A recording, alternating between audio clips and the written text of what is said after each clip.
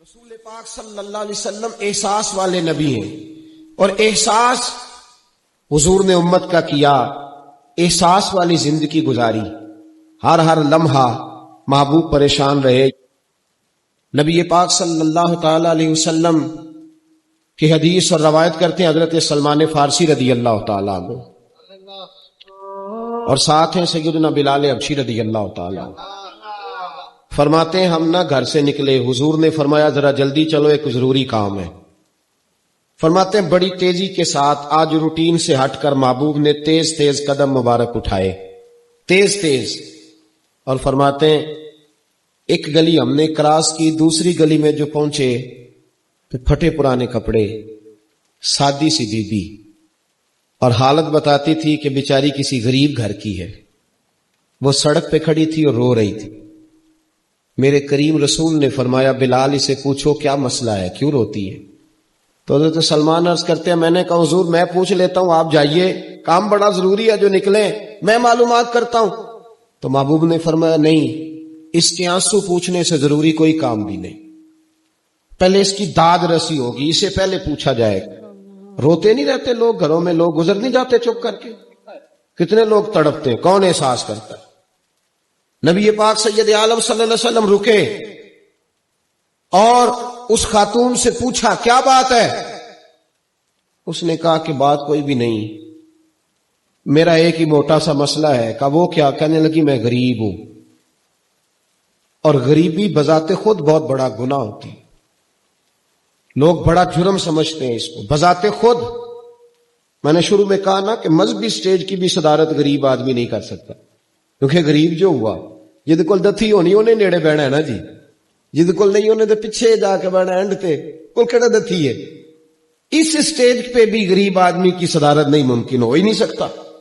میرے رسول پاک سید عالم صلی اللہ تعالی علیہ وآلہ وسلم نے فرمایا پہلے اسے پوچھو کیا مسئلہ ہے۔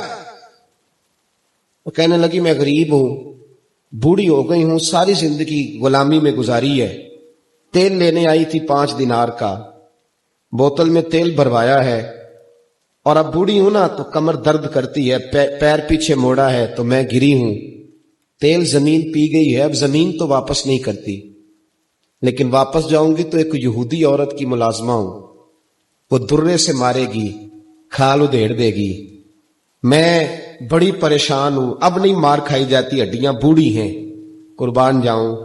حضرت بلال کو حضور نے حکم دیا، فرمایا دوڑ کے گھر جا 5 دینار لا۔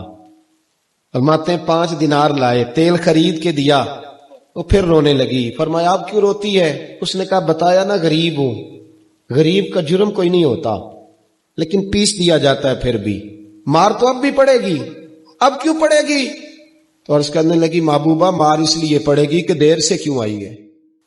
تو میرے کریم رسول اور وہ بی بی حضور ابھی آئے ہیں مدینہ طیبہ، امام یوسف صالحی فرماتے ہیں ابھی آئے تھے حضور، سبل الہدی والرشاد کے مصنف کہتے ہیں ابھی آئے تھے نبی پاک، وہ جانتی بھی نہیں تھی۔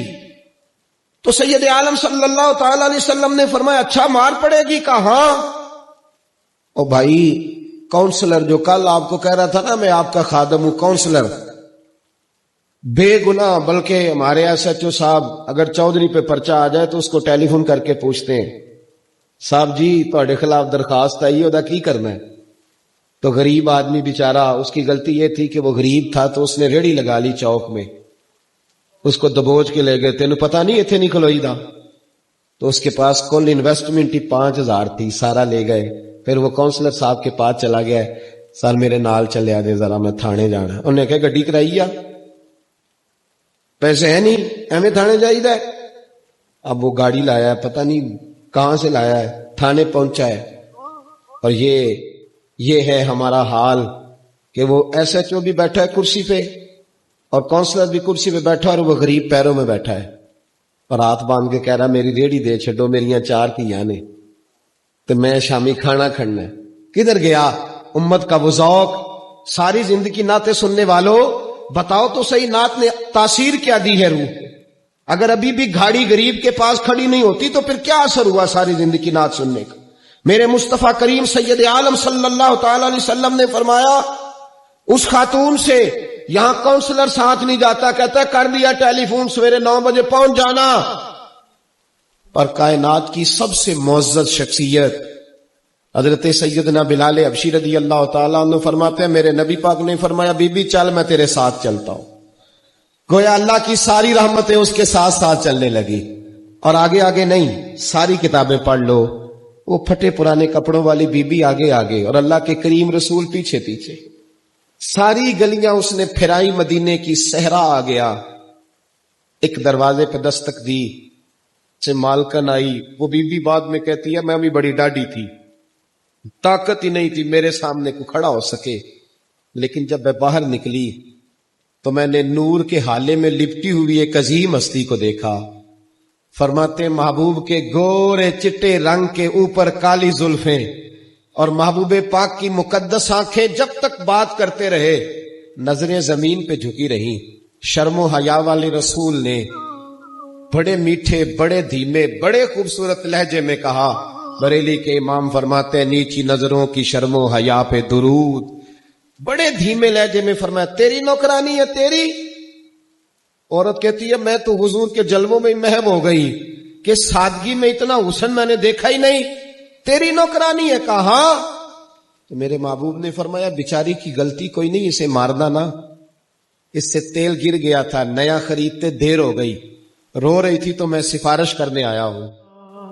وہ خاتون کہتی ہے کسی کی نہیں مانی تھی، پر محبوب کے جملوں میں تاثیر اتنی تھی ککھ سواد نہیں مشری اندر اسا کھنڈا می چکھ ڈٹھیاں انہاں ساریاں شیواں نالوں گلاں سجن دیاں مٹھیاں. فرماتے ہیں نبی پاک صلی اللہ تعالی علیہ وآلہ وسلم نے فرمایا کچھ نہ کہنا. کہنے لگی نہیں کہتی، میرا وعدہ رہا، کچھ نہیں کہوں گی. اب میرے حبیب نے پھر نظر اٹھائی اور اس غریبنی کی طرف دیکھا اور فرمایا تو اگر کہے تو میں جاؤں، تو اگر کہے تو میں خود بھیک دیں، خود ہی کہے منگتے کا بھلا ہو، تو اگر کہے تو میں جاؤں. اس نے خراج پیش کیا تو چند آنسو گرائے. کہنے لگی محبوبہ جیسے بندہ نوازی. حضور نے رخ پھیرا تو حضرت بلال کہتے میں پیچھے رہ گیا تو وہ دونوں بیبیاں دوڑ کے میرے پاس آئیں. کہنے لگی بتا تو صحیح ہے کون، یہ بتا تو صحیح کون تھے. تو حضرت بلال کہنے لگی تم نہیں جانتے. جناب بلال فرمانے لگے یہی تو ہے جنہیں اللہ نے سچا رسول بنا کے بھیجا ہے. بیبیاں دوڑ کے آئیں. کہنے لگی محبوبہ دروازے تک آئے ہو تو خالی تو نہ لوٹاؤ، مہربانی فرماؤ ہمیں بھی کلمہ پڑھا دو. بھائی